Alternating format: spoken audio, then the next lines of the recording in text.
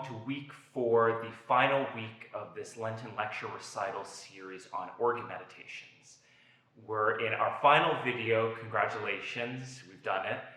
And up until this point, we started here at St. Bartholomew's looking at organ meditations in the Anglican tradition, the very Protestant hymn prelude approach to the meditation in the 20th century.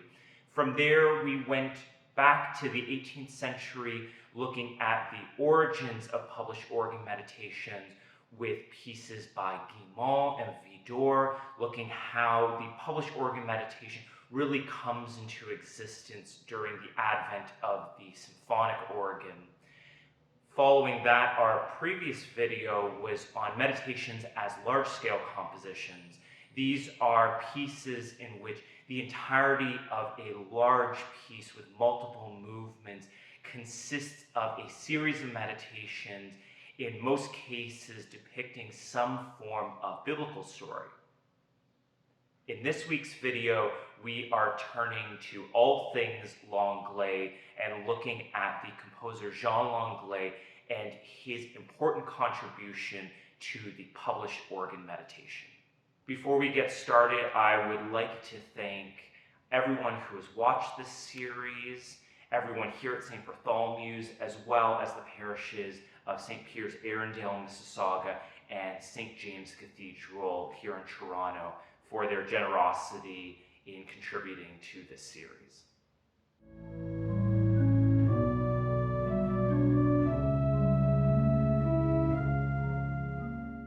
Today we're going to take a look at Jean Langlais and his impact on the 20th century organ tradition. The piece we're going to be looking at today, perhaps his most famous meditation, is the fourth movement from Langlais' Suite Médiévale.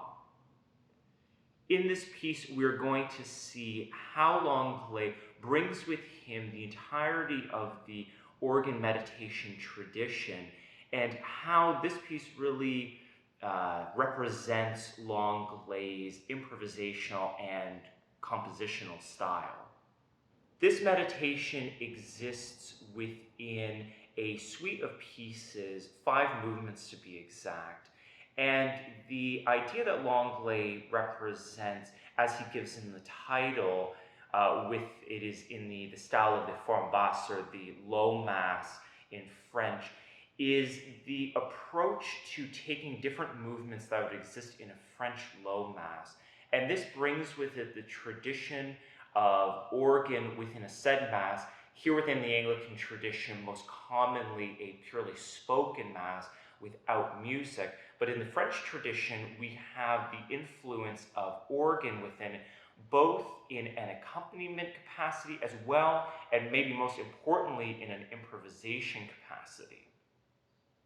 We see in this fourth movement perhaps the most present form in which the meditation exists, that being in the improvisational style. And most specifically, we see the meditation existing most often in the place in which Langlais has placed it within the suite, that being during the communion.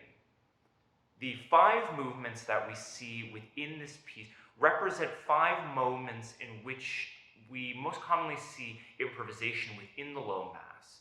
Now, the French organ and the low mass can have many forms, the antiphonal form, that being organ antiphonally trading off with a singer or choir or with the priest during moments such as the Kyrie, the Gloria, the Agnus Dei. But in this case, we see moments in which improvisation and the organ in the low mass exist most prominently.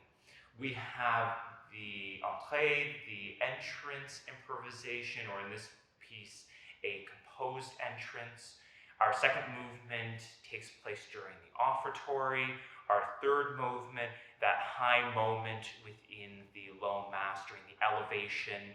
Our fourth movement, our meditation today, and our final movement, an acclamation, or most commonly we would have during the sortie, the final improvisation, as the priest and the entirety of the congregation is leaving the church. This tradition, this Practical representation is the first indicator of how Langlais approaches this meditation, and it refers to something that we've seen in Guillemot's compositions up to this point as well. There are many connections that Langlais brings to the tradition that predates him, and one of them being the approach and the influences that he uses in this meditation. Langlais' style is very much present in this meditation, and I want to draw to your attention a great workshop that was done by the American Guild of Organists and the Langlais expert, Dr. Anne Linsky. I will add her video to the description in this video.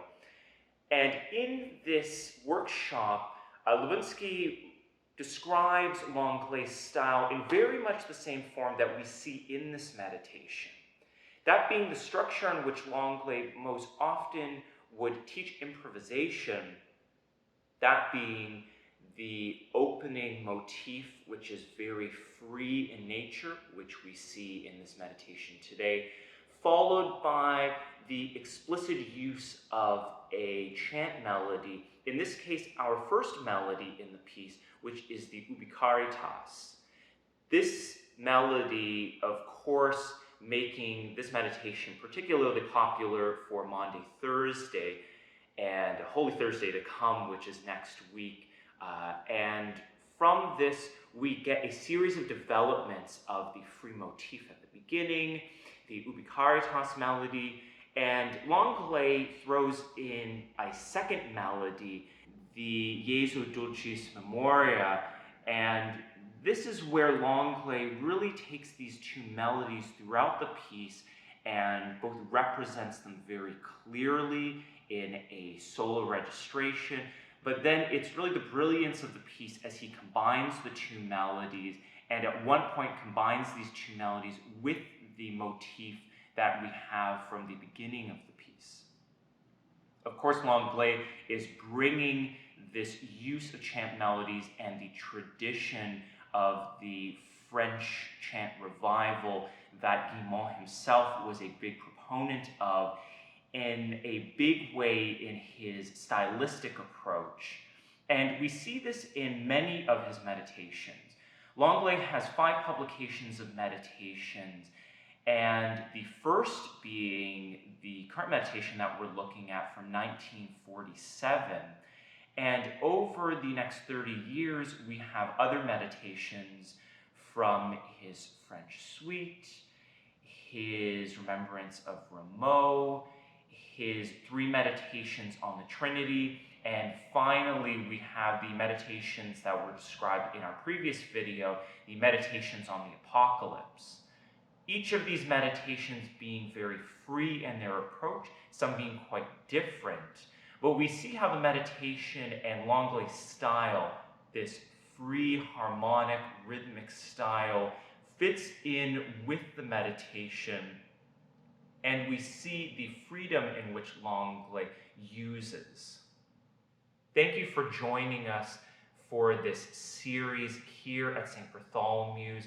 It has been a joy to explore what the published organ meditation means and really how it has existed over the past 200 years in various ways with its grounding in the French organ tradition, but how that tradition has expanded and become a global phenomenon, and the use of the meditation in published organ meditation, but also in the use of improvisation.